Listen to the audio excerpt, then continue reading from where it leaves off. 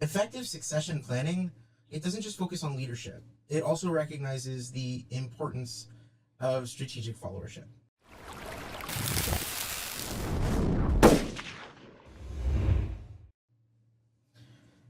Hi, I'm Dr. David Leitner, and today we're diving into a topic that every organization has to prioritize, and that's succession planning.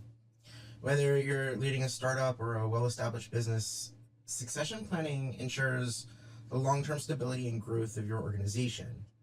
And it's not just about, filling roles when someone leaves. It's really about identifying, preparing, and empowering future leaders who can carry your vision forward. Now, but here's the key. Effective succession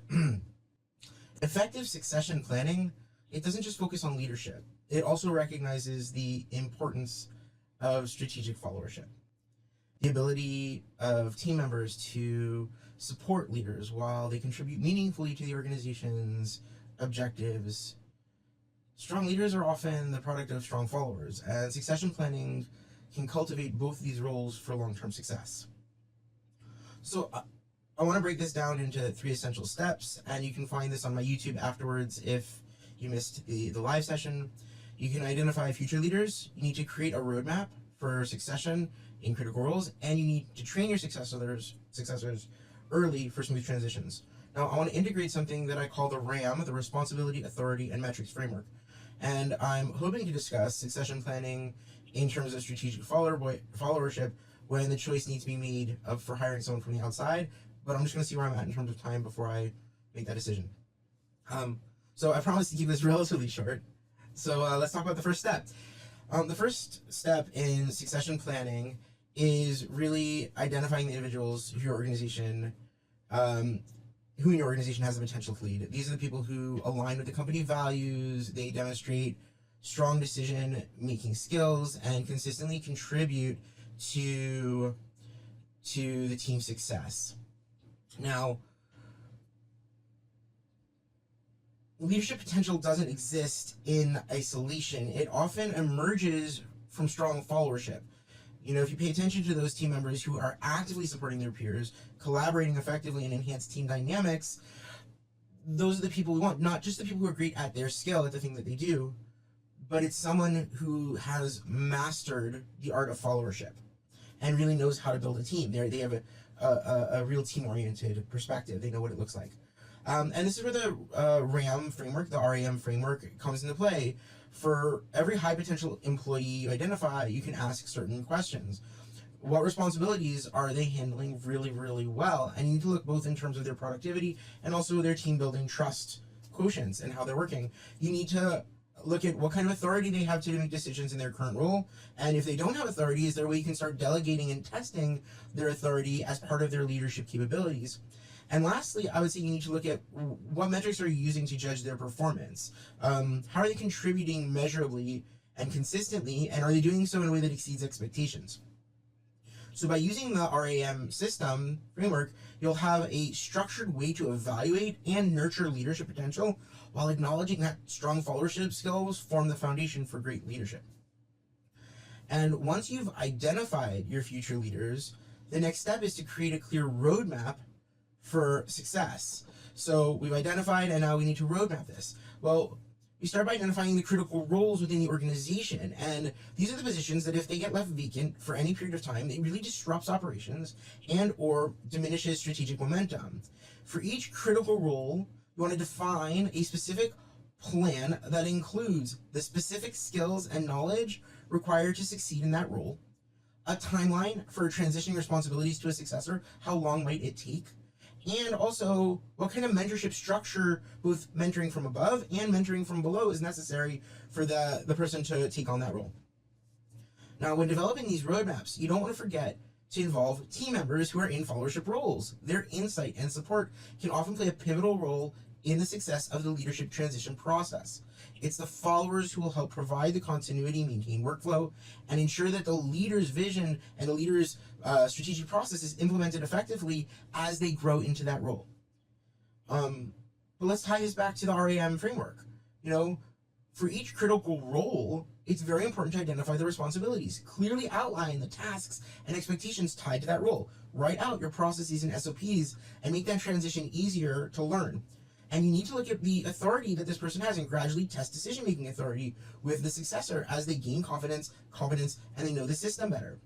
And you also have to understand what metrics you're going to use. What are the clear milestones you're going to use to track their progress in their new leadership position and ensure that when the time comes, they're not only ready, but they've already taken that step.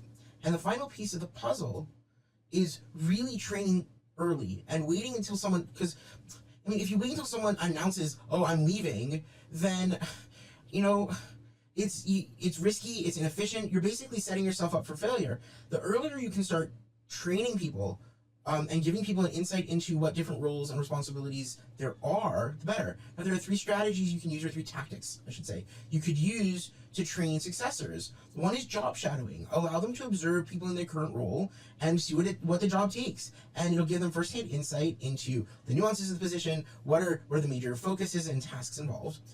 The second thing you can do, especially with people inside the organization, is give them stretch assignments, right? Assign them tasks that can help them understand where their comfort zone is and push them out of that comfort zone. And require them to apply leadership skills. Part of the training has to be actually using leadership skills. Put them in positions where they're in charge of a strategic process. And last but not least, I would say, is create feedback loops where there's a culture of open communication, and successors, the people who are being brought up into those roles, they know that they're going to get regular feedback about not only their individual performance, but their performance as a leader, and help them understand their areas of growth. And this is where something like the PEE system works really well, where you focus on the things they're doing well, the positives, right? You maybe enhance, that's first E, enhance a little bit what's going on, and then you set some expectations for the next feedback loop and the next feedback cycle, so they know where you'd like to see them improve in their leadership, not just in their individual contributions. Now, while training successors, it's very important to emphasize followership. It's very important to emphasize followership as part of their development. Great leaders it's not just about giving direction. They need to know how to listen, collaborate. They need to know how to build trust with their teams. And these are skills that are first honed in followership.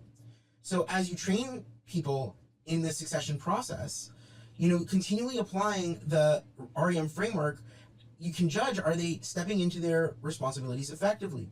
Do they have the authority to make impactful decisions? And if not, how am I providing them opportunities there? And are they meeting or exceeding the metrics that have been defined for success, not just in their role, but in their followership and leadership? Now, even the most thought out succession plan can sometimes fail, where someone leaves unexpectedly, or when you need to hire externally because there's nobody internally who really can fill this critical leadership role. Now, this can introduce a lot of challenges, such as acclimating the new leader to the company culture and aligning them with existing teams and ensuring they can build trust and rapport. And this is where strategic followership really becomes invaluable, where if you have engaged strategic followership, then you have cultural ambassadors who are providing insights into organizational norms and values and the dynamics that are needed to help the new leader transition smoothly without hurting the followership. And by empowering strategic followers to take an active role in onboarding and supporting new hires, you can also mitigate the disruptions that can occur during a leadership transition. Now, strategic followers bridge the gap between a new leader's skills and the existing team's workflows. That means when you've got succession planning done, and even if it's someone internally, but not from from another team that comes in to take over a new team, this can allow them to align and collaborate. And it accelerates the integration process by fostering a sense of unity and showing that every member of the organization has a stake in its success. Now, it's really important to recognize that succession planning is not a one-time task. It's an ongoing commitment to your organization's future. By identifying future leaders and creating a roadmap for critical roles and training successors, you are ensuring a smooth transition of leadership and the continued success of your business. By making clear the responsibilities, authority, and metrics of each position, you can alleviate some of the stress when you hire from outside and when that becomes the best choice. Now, the RAM framework provides a practical way to structure this entire process. It ensures clarity. It provides accountability. It gives us measurable progress for every step of the way, and it allows followership really to play an active role in both succession and external hiring processes. And it allows strong leaders to emerge because the teams are cultivating a culture of collaboration, trust, and mutual respect. Followership and leadership are two sides of the same coin, and together they create a resilient and future-ready organization. Now, I'd like you to riddle me this. How are you going to prepare your organization for the future? What are you doing to make sure that succession can happen smoothly? And if not, when you need to hire externally, you're prepared for it. If you found this video helpful, I'd love to hear how you're applying these principles in your organization. Drop a comment below and let's discuss how you can build a pipeline of strong leaders and followers. And I'd like to invite you to a special online stream of my podcast in honor of Israel Veterans Day, Yom HaHokara, where I'm going to be interviewing Akiva Harrow.